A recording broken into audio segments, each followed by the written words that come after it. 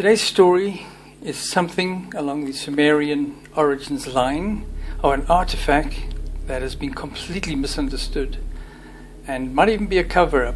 So let's look at it. We'll start with the globus crucica, that which the monarchy hold in their hands on coronations.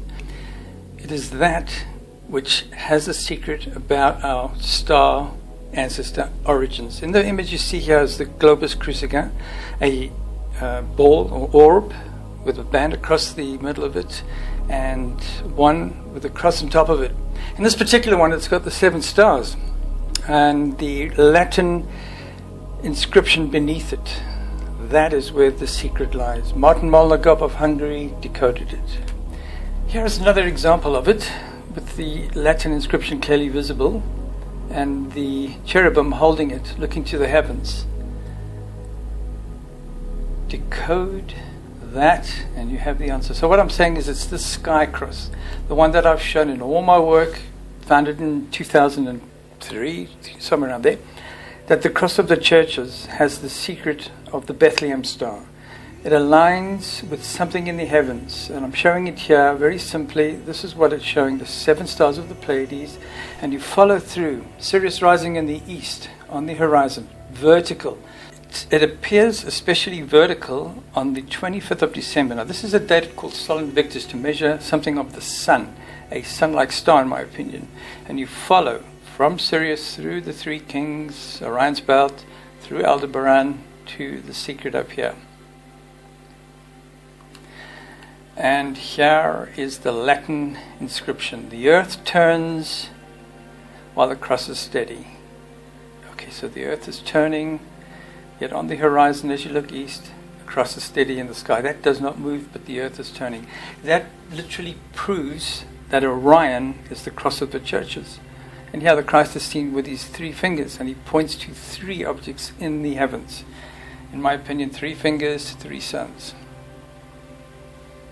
Now look at this old painting. I'm not going to mention the name because it's causing too much controversy, but this ancient painting, and the question is, solve the mystery of the 3 faces, the triangular puzzle, and the 3 papal crowns topped with an orb and a cross.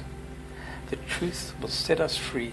That's what the Pope wears. There's the orb part. It's got a cross on it.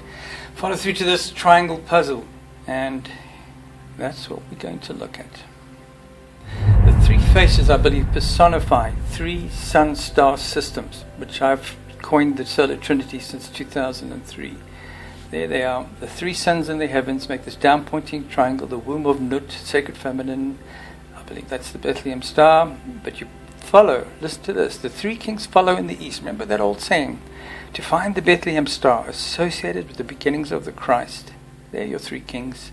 3 crowns, 3 kings, all set in vertical alignment through to this triangulation now. So we need to solve what this means. And it's a star map. It's as simple as that. I think that's Aldebaran, and we're watching it rise on Christmas Day when this is totally aligned vertical in the heavens. Solving that. So what we have is the cross of the churches is part of Orion. But would I find one pattern like this to solve this star map, so to speak? Would I find one with a cross beneath it instead of the 3 crowns? Definitely. Here it is. Cross of the Christ. He was murdered on the cross for teaching about his story of his Bethlehem star. That's more like the truth. Here's another Templar one that shows a cosmic serpent connecting 3 heavenly orbs. Okay, those 3 sun-like stars in my opinion. It's personifying with Christ's faces 3 times for 3 different stars. And this one with the cosmic serpent connecting them is another clue to a way to traverse between them, that these ancestors could travel to and fro. It has their faces holding another secret there, and the cosmic puma or cosmic lion for representation of this cosmic conduit. And there's the globus crucica.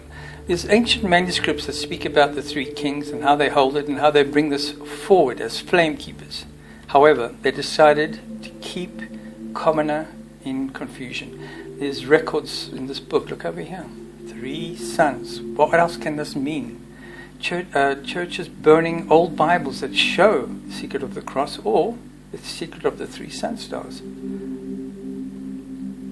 The Baphomet, totally demonized. Supposed to have a goat's head. It's the human geometry code that she has as wisdom with her head. Sacred feminine, female. She sits above the earth like the globus cruciger. She has the tree of life at her womb and 3 sunlight stars with exoplanets. And it says on her arm, Solve Kabbalah. Kabbalah, by the way, you'll see in my main 2-hour documentary, is another star map. So that's what we have. Is it solved? There's a lot more to this. Let's look now at that cross of the churches that I proposed. So in the east, 25th of December, Sol Invictus, these rise at night. I think the Pope celebrates it, the Orbi et Orbi. Behind him, as he looks to the east, he is basically watching the rising of Orion with the 3 kings through Aldebaran to find the position of the Pleiades and 3 sun-like stars. But you've noticed something else here if you're very observant. That's a little bit tilted. And I've always shown it as a straight line, just for simplicity and for teaching about it. But it's a little bit bent, isn't it? So, let's have a look at the real shape of it. Orion is a star cross, acts as a way shower to the star of our ancestors. I believe it is the forgotten sacred symbol found in all ancient sites. I propose it also solves the mystery of the cross of the churches. The 3 kings in the east follow to find the star of the beginnings of the Christ. But there's the problem. It's a little bit bent. 2 stars are not quite in a straight line alignment. So if I had to show it exactly, it would look like that. But it doesn't really teach about a straight line cross, does it? The crooked cross. I mean, who would bring that teaching forward? They'd rather just simplify it straight. But now we're looking at a Sumerian story. I'm going to reverse the story because this artifact that is called I've dubbed it the Genesis Stella. This Genesis Stella has another artifact found with it in the same area of Borsippa. Okay, it has a tablet that is going to be the key in unlocking the cosmic human origin secret, the cosmic serpent dragon line, the conduit wormhole portal of travel from the solar trinity to arrive on Earth. So that's what I've solved in my 2-hour documentary. You can see it, or the Genesis Stella video. We have the heavenly gate, the Omega, the 3 sun-like stars, the Pleiades. Obviously, I'm pointing to them in the sky as well. Scorpio, you follow in the direction from the Pleiades. If you had to go on the star program, look where the Pleiades are, then click View Our Sun. It shows the sun is positioned here. So they are traveling in the direction of Scorpio from the Pleiades down to this upside down Omega symbol. That's the right way around. Just symbolize that they come from there in the Stargate. And there's the one on Earth opening, receiving the cosmic conduit. And of course, the shoe to travel, the bird to found civilization. Now let's look at that cross very closely. I'm going to tell the story and then show the artifact, so you can have absolute clear reasoning, like that's how it was meant to be. So we have these 7 stars, just like the Cathar secret of the globus cruciger. We have, instead of the large star in the heavens, I'm going to show the most important part in teaching, that it's following the cross to find a sun-like star. So I've replaced it with this being that one. So I've made it large as being the emphasis of what this cross means, to find the star of our ancestors, the sun-like star. And this would be a world in crescent. So I'd show it as a crescent, and I let it touch our world to show that our worlds are united in this way. The world of the ancestors, the world being our world. And now I want to mention this ancient site not far from Babylon, which is called Susa. Susa, you'll see, has a correlation with 3 ziggurats that show Orion's belt. So they're saying, hey, this cross is just like the secret of Susa. Okay, so that's an ancient Babylonian writing. I'm going to say that down there. This is a description we're going to be looking for on an artifact, showing what it all means. There it is. That's Susa, west of Babylon. 2 small ones, 1 large one. Is that not Orion's belt? Question. We will solve that in time conclusively, but for now it's just a theory. So we have that. Let's look at it now. I want to go a little bit more now. If I had to add to this picture, I could add a little bit more detail. The 3 suns that you saw on the Borsippa Genesis stone, they show them 3 differently. One with rays of light, one here as a circle, and one is this half circle, because it's part of a small artifact where it's pretty much cut off. Now let's put those 3 symbols for the 3 suns over, so we still have 3. So there's the main one, the primary one, a secondary one, and a third one. So there are 3 here, and it is blazing as a sun-like star. Now here's the thing. They found an artifact with this exact detail, but you won't believe what scholars have said that it is. Even with the writing that is attached with it, they're still trying to make it a map of the world. Really? Come on. By the way, there's another inscription I want to add on, because this is the secret of the Babylon star map I'm going to show you now. That Susa is the cross, and this whole story, this whole secret of the cross is all encapsulated in Babylon. The Babylon will tell the story of the three sons. And there it is. I think you've seen it before. Most of you have. It's supposed to be a map of the world. Not a chance. How it is repaired, digitally repaired. I've had the nerve to show what detail it once had. Scholars could do it, but nope. This little artifact has been shunned. It's been literally left in a real mass of glued pieces. Looks like that. Why would you want to try and make more clarification? Scholars have said there are 7 rays of light around the outside. They've agreed that that's a crescent. They've decoded all the Sumerian writing on here. Here it is. This is the Wikipedia naming of this artifact as the Babylonian map of the world. Now, they want you to believe that Babylon was a primitive civilization. They didn't know the world was round. They didn't know much about the stars. They were just simple. They just evolved from apes, became obsessed in pyramids for some weird reason, like everybody else in the world, and they spoke of sun gods, and it was a lie. It was a crazy belief system. But this is the story of this artifact, and I'm saying it's a star map. So let's show you how I rebuilt it very carefully. Did you see that? There's no cheating here, so it's basically very smoothly coming together accurately. So everything that I've reconstructed here, scholars have basically said, but there are different scholars saying different things, they all won't work together. Now, what do the writings say? There's writing on the back here. We'll first start with the front side. The beginning of life on earth, in that part of the text. From a great viper, cosmic serpent. Cosmic serpent, okay. Follow the Anzu bird. The scorpion. Okay, that sounds familiar. 15 animals brought to the earth. 3 great kings follow. 3 kings. Keep that in mind. And many animals brought to the earth. Okay. There is the cosmic serpent. Remember, this artifact was found with this Genesis stele from the same site. Now, there's a large mound written, that's that writing in there. Babylon is written on the actual cross, telling that the cross that you see here has ties with the layout of Babylon, in my opinion. That it's the as above, so below monuments on the ground to measure these 3 sun-like stars. Babylon, Urartu, and the flood. Okay, that's where Ararat is. So it's probably this part here, bringing animals, refers to protecting animals. Or maybe they're talking about the beginning of the Genesis of Babylon, where they brought all the animals from somewhere else. I mean, a cow and a sheep have been said to have such weak bone structures like us humans. Maybe they came from the same place we came from. That says Suzu. That's the city that I just showed you. Now we have the text from the back of the tablet. Follow 7 Nagu. Distance 7 Nagu. Okay, so it's a measurement of distance, what in the sky, in my opinion, because the next line that follows pretty clearly after that, a bull with horns, in my opinion, Taurus, rises on the horizon. That's what I'm teaching about the star map. So this probably here is the horizon. A gate, 2, sun.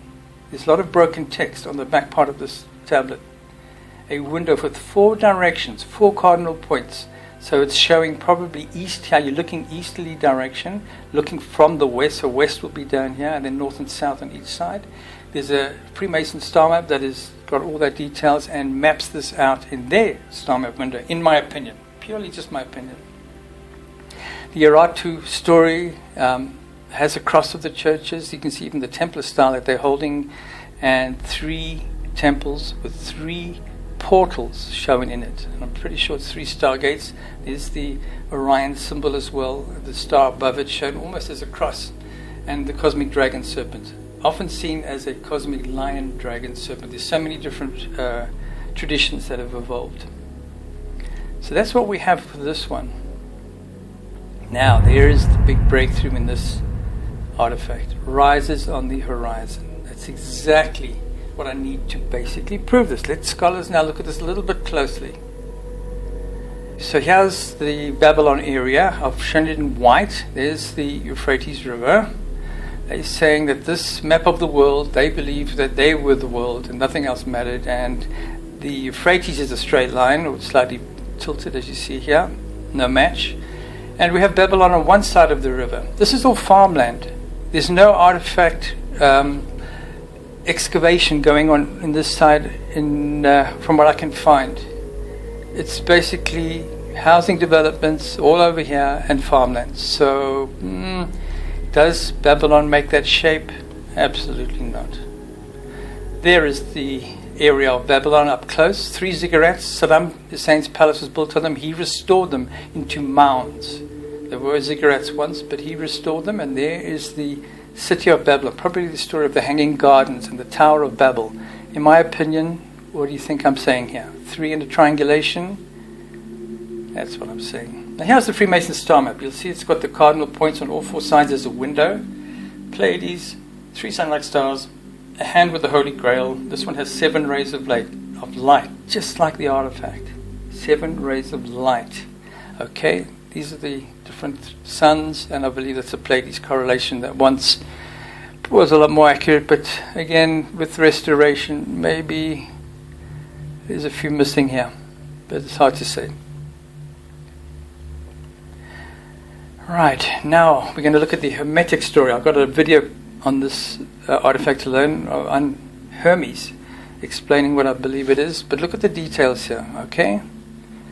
Globus Chrysica, a ring, 7 celestial bodies, the Grail is there as well, a 7-pointed star, the world and the cosmos, as above, so below. These are the parts that match this ancient artifact.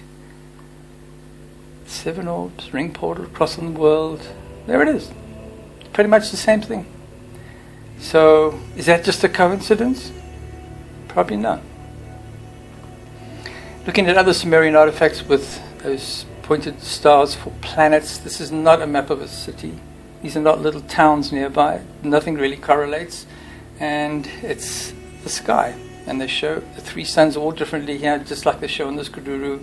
There's Scorpio. There's many Kudurus, by the way, and I'm using all those symbols that I've decoded to tell the story in my Genesis Stellar documentary, or the 2-hour documentary. Now let's look at what the Aztecs say. What is that symbol there? Looks like a cross. And here's how I show it. And of course, I think that ring, again, just like in the Sumerian artifact, is recording a Stargate device. Because there's another interesting part here. Okay, there's my Pleiades correlation theory.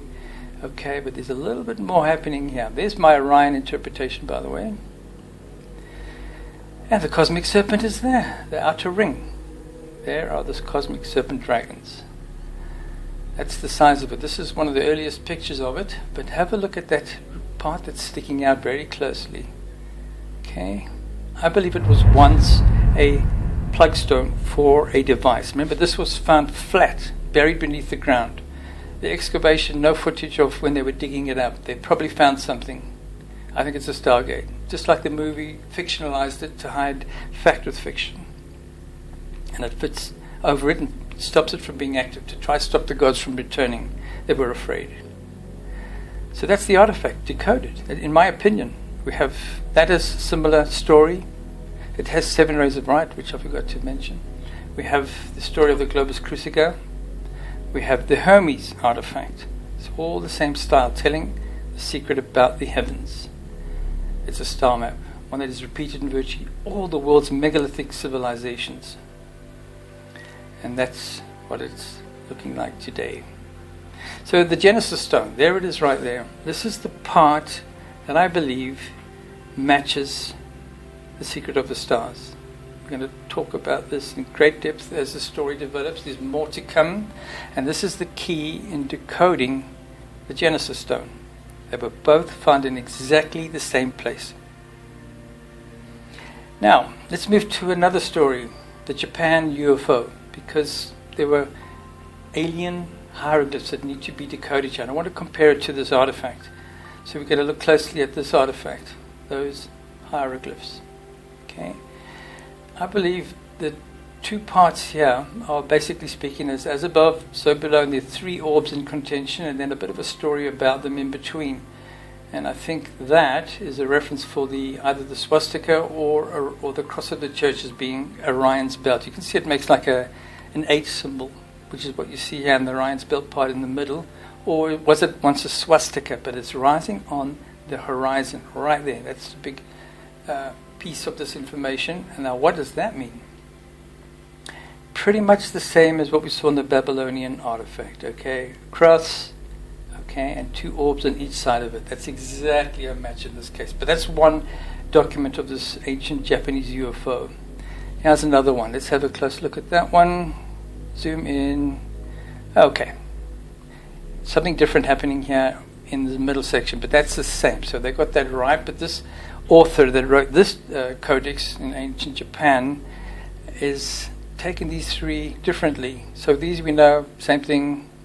Right, here's that symbol again. Here's more of a match. On the horizon again, correct.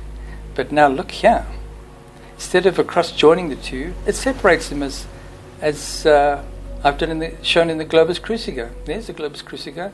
It still works. There's a Globus Cruciger teaching to find that one, the one that's above the cross.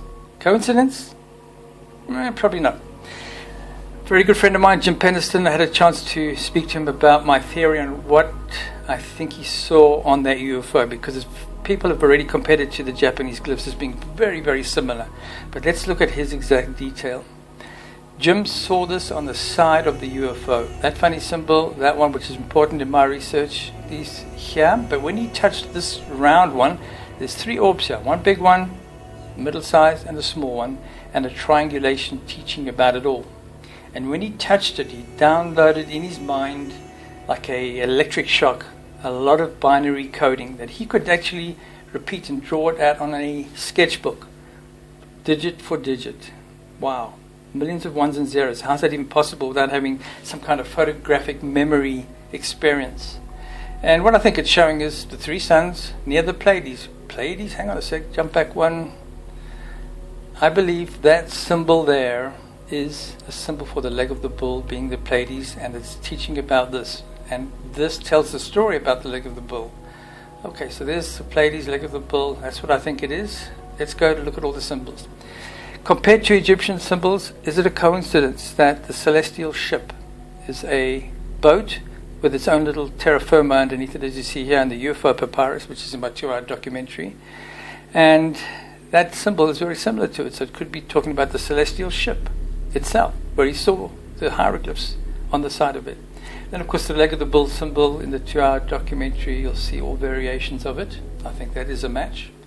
The three orbs with the triangle being as above, so below, the triangulation of the stars above the pyramids. That's where the other symbol now seems to have that correlation. So these are just my opinion. It's all teaching about these stars in the heavens, and they are from there. This is like putting your flag on a spaceship.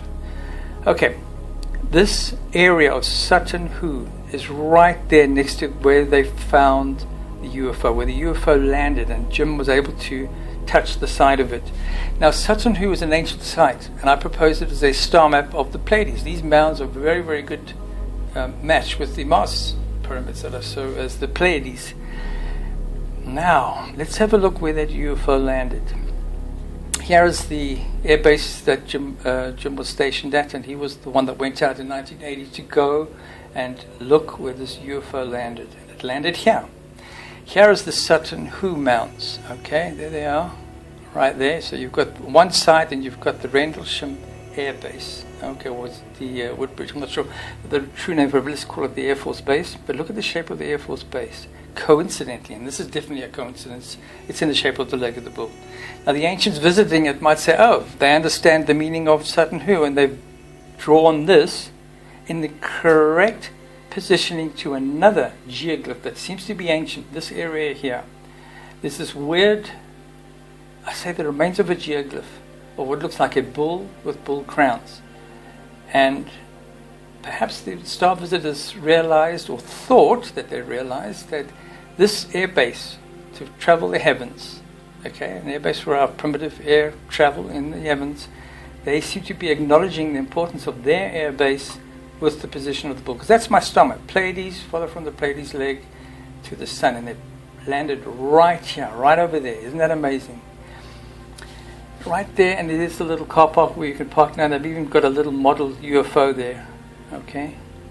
And I believe it's matching the Egyptian teaching of the sun behind the bull's head, which is the Apis bull, and the portal, the cosmic serpent, and the initiate, with the Omega symbol and the Alpha symbol. That the story of the Alpha Omega is tied to this. All of my 2-hour documentary, Behind the Bull of the Cosmos, Taurus. Why is that bullhead geoglyph a good theory? Because Göbekli Tepe has exactly the same geoglyph that has not been covered by scholars, because they don't want you to think of aliens being real. They don't want you to think of advanced civilization. This is an area that is covered now with a roof, so you can't see all the circles that make the shape of the Pleiades. Right, like that. It would have once looked like that, in my opinion, with even an enclosure around it, positioned with 2 ancient, important sites that are not being excavated as far as I know. There's one that you can see clearly that there's something there, okay, and there's another one here. Strange that as far as I know here, they're not being excavated yet. These are very important monuments. You can see that the circle shape stands out, yet they tend to ignore it. And of course, Göbekli Tepe also has the bull with the sun on it, just like Egypt. So that was my theory, what Göbekli Tepe stands for. It's a star map. Once looked like that. That it's Taurus, showing the way. Follow the leg of the bull to the star of the ancestors.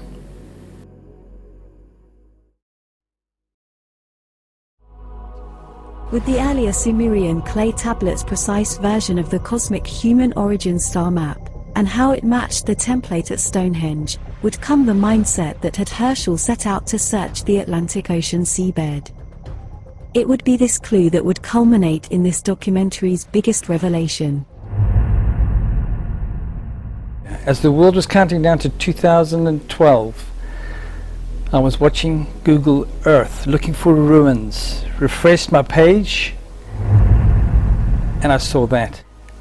I recognized that curvature from somewhere. This could be a computer code. I think it's first contact.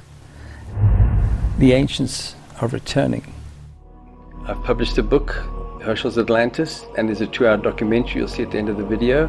These are my 3 books. I'm trying to promote Saving Forests, $19 for all 3, 1 delivery. Please consider becoming a flame keeper in the here and now, or when you are gone, or as an activist. Please press pause and come back to this and you'll see the detail. But as a flame keeper, you become part of the quest to secure the interpretational copyright and visibility of the hidden records. That is the difference.